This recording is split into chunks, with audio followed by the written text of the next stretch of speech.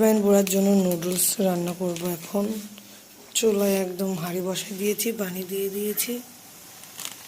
এতে একটু গরম হয়ে আসলে দিয়ে দেবো নুডলসগুলো। শুধু সিদ্ধ খাবে ও, সাথে মশলাও যাবে। ওর সকালের নাস্তা এটা।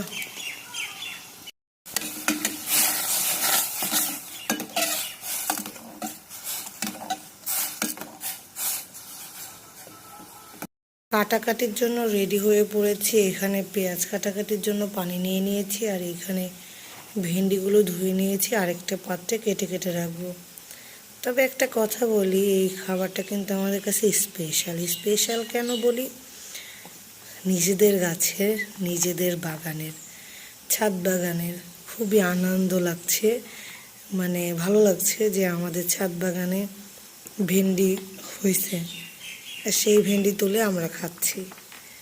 সবার কপালে কিন্তু এরকম হয় না, কিনে খেতে হয়। আলহামদুলিল্লাহ এবছরে এখনও কিনে খাইনি, যদিও খেতে হতে পারে, বাট এটা একটা আলাদাই শান্তি। নিজের হাতে উঠাই রান্না করা, তারপরে নিজে লাগানো, মজাই আলাদা। এখন কেটে বেছে নেই, তারপরে দেখা হচ্ছে আপনাদের সঙ্গে। আমার সব কিছু কাটা বাছা একদম সুন্দর মতো হয়ে গেছে। এদিকে আমি সব কিছুই কেটে নিয়েছি। এইদিকে